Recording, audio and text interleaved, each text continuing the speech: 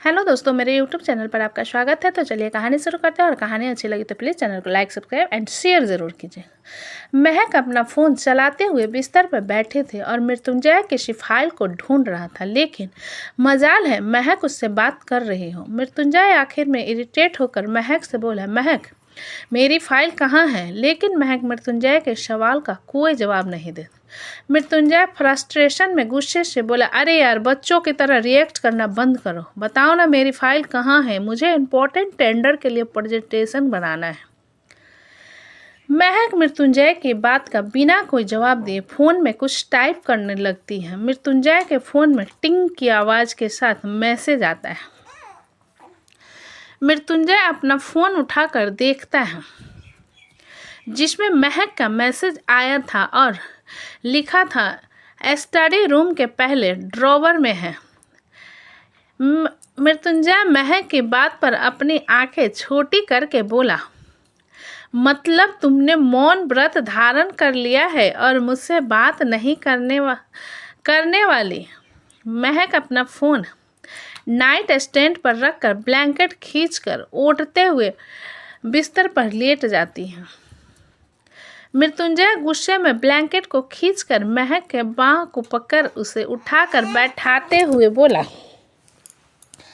महक मैंने तुम्हें 1000 बार कहा है, मुझसे नाराज होना है तो हो जाओ, लेकिन मुझे इग्नोर मत करो, मुझे बहुत गुस्सा आता है। महक नाराजगी भरी नज़रों से मृत्युंजय को देखते हुए बोली, मैं क्यों बात करूं आपसे? आपने तो कहा ना मैं बहुत बोलती हूँ। मृत्युंजय गहरी सांस लेकर बोला, आई एम सॉरी, मैं कुछ सोच रहा था। महक अपना सिर हिलाते हुए बोली, आप भी क्या याद रखोगे, माफ़ किया आपको, मेरा दिल बहुत बड़ा है। मृत्युंजय के चेहरे को अपने हाथों में भरकर उसके होठों पर हल्का सा किस करके बोला, और तुम्हारे इस दिल में सिर्फ मृत्युंजय सारंग का हक है। महक कुछ सोचते हुए बोले, नित्या काफ़ी अच्छी लड़की है ना? मृत्युंजय महक की बात पर बोला, इन सब चीज़ों के बारे में सोचना बंद करो और सो जाओ। अगर नींद नहीं आ रही तो हम कुछ और कर सकते हैं। महक मृत्युंजय को खुद से दूर करते हुए बोली, नहीं, 2 दिन बाद सगाई है और मुझे बहुत सारा काम करना होगा। लिस्ट बनाने हैं, डेकोरेशन का काम करना है, शॉपिंग पे जाना है और किसी डेकोरेट को कॉल करना है। मृत्युंजय महक के माथे पर चूमते हुए बोला, वाओ, मेरी बीबी को कितना काम होता है। महक कुछ देर शांत रहकर बोली, क्या मैं टीचर को भी इनवाइट कर सकती हूँ? मृत्युंजय अपना सिर हिलाकर बोला, ओके। महक खुश होकर बोली, क्या सच में? मृत्युंजय अपना सिर हिला देता है तो महक उसे कसकर गले लगा लेती है। तो मृत्युंजय कहता है, तुम्हारा मूड बदल रहा है। महक मृत्युंजय से दूर होकर बोली, नहीं, मुझे नींद आ रही है, गुड नाइट। इतना कहकर महक जल्दी से बिस्तर पर लेट जाती है और मृत्युंजय महक की ब्लैंकेट से कवर कर स्टडी रूम में चला जाता है। मृत्युंजय स्टडी रूम में आकर अपना लैपटॉप ऑन करते हुए तिरछी मुस्कान के साथ बोला, चिराग चौहान, तुम्हें क्या लगता है जैसे कॉलेज टाइम में तुम हमेशा मुझसे मेरी चीज़ छीनने के लिए आगे रहते थे, उसी तरह यहाँ भी हाथ मारोगे तो मैं तुम्हारा मुंह तोड़ दूंगा, तुम बस वेट करो। ये कहते हुए मृत्युंजय के चेहरे पर एक सच में बड़ी डरावनी मुस्कान थी। सभी लोग अपना डिनर कर चुके थे और नित्या मेन हॉल में टीवी देखते हुए बैठी थी। कशिश भी वहीं पर बैठा हुआ था। नित्या आइसक्रीम खाते हुए मीरा से बोली, भाभी मैं आज आपके घर वालों से मिली।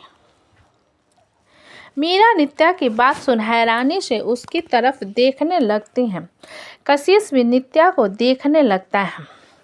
कशिश अपने फेशियल एक्सप्रेशन छुपाते हुए बोला, तुम सारंग परिवार से कब मिले? तुम तो कॉलेज गई थी ना? नित्या कशिश की बात पर बोली, मेरा क्लासमेट है ना सुधांशु, उसके पापा हॉस्पिटल में एडमिट है, उनसे ही मिलने गई थी। जब मुझे पता चला कि सुधांशु के जीजाजी कोई और नहीं बल्कि मीरा भाभी के भाई हैं। सुधांशु के जिक्र को सुनते ही कशिश और मीरा दोनों के चेहरे के एक्सप्रेशन बदल जाते हैं। जहां मीरा के चेहरा पर एक घबराहट थी, वहीं कशिश के चेहरे के एक्सप्रेशन बहुत डरावने थे। कशिश मीरा को देखते हुए नित्या से बोला, सुधांशु अवस्थी तुम्हारा क्लासमेट है? मीरा कशिश के सवाल करने पर उसकी तरफ देखने लगती है और नित्या कशिश के सवाल का जवाब देते हुए खुश होकर कहती है, भाई आपको नहीं पता, Sudhanshu is a brave boy. अपनी स्टडी के साथ अपने फैमिली को फाइनेंशियल भी सपोर्ट करता है। कॉलेज की बहुत सारी लड़कियां उसके पीछे पड़ी हैं। कशिश नित्या के चेहरे को देखते हुए बोला, do you like that too? Kashish के ये पूछने पर कि नित्या सुधांशु को पसंद करती है, नित्या मीरा की तरफ देखने लगती है जो कि खुद बिल्कुल चुपचाप बैठी हुई थी। कशिश नित्या को चुप देखकर थोड़ी तेज आवाज में बोला, नित्या मैंने कुछ पूछा? क्या तुम सुधांशु अवस्थी को पसंद करती हो? मीरा कशिश की तरफ देखते हुए बोली, पहली बात तो पूरी। कशिश मीरा को घूर कर बोला, मैं तुमसे बात नहीं कर रहा, मैं अपनी बहन से सवाल कर रहा हूँ, इसलिए अपना मुंह बंद करके रखो। नित्या उन दोनों को बहस होता हुआ देखकर कशिश से बोली, भाई मैंने कहा कॉलेज में सभी लोग सुधांशु को पसंद करते हैं तो मैं भी करती हूँ, लेकिन उसे हिसाब से नहीं, जिस हिसाब से आप समझ रहे हैं। और रात काफ़ी हो गई है, मैं जा रही हूँ सोने, मेरा आइसक्रीम फिनिश हो गया। इतना कहकर नित्या उन दोनों को गुड नाइट कहते हुए आइसक्रीम की कटोरी कॉफ़ी टेबल पर रखकर कमरे की तरफ चली जाती हैं। मीरा आइसक्रीम की कटोरी उठाकर किचन की तरफ जाने लगती है, जिस पर कशिश कहता है, कमरे में आओ। इतना कहकर कशिश लैपटॉप लेकर कमरे की तरफ चला जाता है। मीरा एक गहरी सांस लेकर किचन में चली जाती है और सारे लाइट्स ऑफ करते हुए कमरे में जाती है। मीरा कमरे में आती है तो देखती है कशिश काउच पर बैठा हुआ था। मीरा कशिश की तरफ देखते हुए बोली, मुझे किसी भी तरीके से लड़ाई झगड़ा नहीं चाहिए। कशिश अपनी एक आईब्रो ऊपर करके बोला, सच में? लेकिन क्यों? मीरा कशिश का बात का बिना कोई जवाब दिए बिस्तर की तरफ जाने लगती है, जिस पर कशिश तेज आवाज में कहता है, क्या तुम्हें पता था नित्या सुधांशु को पसंद करती है? मीरा पलटकर कशिश को देखते हुए बोली, आपका दिमाग खराब हो गया है क्या? नित्या ने खुद कहा कि बाकी लोग जिस तरीके से किसी को लाइक करते हैं उसी तरह नित्या भी करती हैं। इसका मतलब ये नहीं है कि इन सब में मेरा हाथ है। कशिश सोफे से खड़ा हो मीरा की तरफ कदम बढ़ाते हुए बोला, काइंड योर इन्फॉर्मेशन, मुझे उस लड़के का नाम भी मेरे घर में नहीं चाहिए। मीरा कशिश की बात पर बोली, तो आप ये मुझे क्यों कह रहे हो? जाकर अपनी बहन से कहिए। अब मैं तो नहीं गई किसी से मिलने और ना ही मैंने आज तक उसका नाम लिया। कशिश मीरा के कंधे को कसकर पकड़ते हुए बोला, सुधांशु अवस्थी से मेरी नफरत की वजह तुम हो, इसलिए मुझे उसका नाम भी मेरे घर में नहीं चाहिए। मीरा को कशिश की पकड़ के कारण अपने कंधे पर दर्द होने लगता है, जिस कारण वो कशिश के हाथ को हटाने लगती है, लेकिन कशिश अपनी पकड़ और मजबूत कर लेता है। मीरा कशिश के हाथ को हटाने की कोशिश करते हुए बोली, मुझे दर्द हो रहा है। कशिश मीरा को बिस्तर पर धकेल कर बोला, कल चाचू और चाची आ रहे हैं, इसलिए कल तुम इंस्टीट्यूट नहीं जाओगी। मीरा कशिश की बात पर अपना सिर हिला देती। कशिश मीरा को घूरते हुए बोला, क्या तुम अभी भी उस सुधांशु अवस्थी से प्यार करती हो? मीरा कशिश को घूरते हुए बोली, अगर मेरे दिल में सुधांशु के लिए कुछ भी होता तो मैं यहाँ नहीं होती और आप भी मुझे उसका साथ जाने से नहीं रोक सकते थे। कशिश अपनी मुट्ठी मजबूती से कसकर बोला, वो हमारे बीच आया है, मैं तुम्हारे बीच नहीं आया हूँ। मीरा अपनी आंखें छोटी करके बोली, सच में सुधांशु हम दोनों के लिए बीच आया है या आप बीच में आकर टांग लड़ा रहे थे? कशिश मीरा के पास जाकर उसके जबड़े को कसकर पकड़ते हुए बोला, देखो मीरा, मुझे किसी लड़के के लिए अपनी ज़िंदगी में दखल अंदाजी बिल्कुल नहीं पसंद और लव ट्रायंगल से तो मुझे सख्त नफरत है, इसलिए मुझसे बहसबाजी मत किया करो।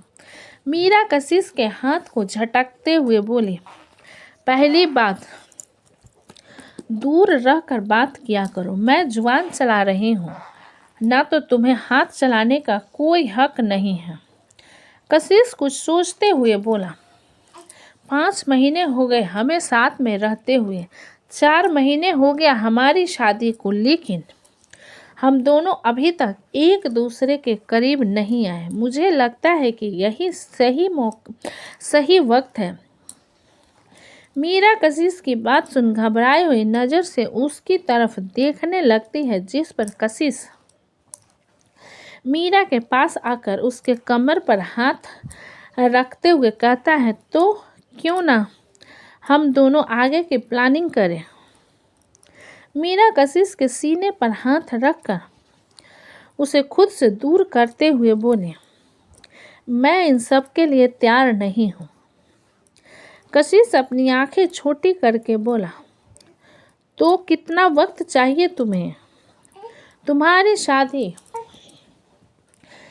वैभव सोनवानी या फिर सुधांशु अवस्थी के साथ होती तो क्या तुम अभी तक ऐसे ही होती? मीरा कशिश को दूर धक्का देकर बोली, उनसे होता तो तब उनके और मेरे बीच का मैटर होता, आपसे हुआ तो मैंने कहा कि मुझे ये सब अभी नहीं चाहिए। कशिश मीरा के हाथ को कसकर पकड़ते हुए बोला, तो कब चाहिए तुम्हें? चलो मैं तुम्हें टाइम देता हूँ, 1 दिन, 1 हफ्ते या 1 महीना।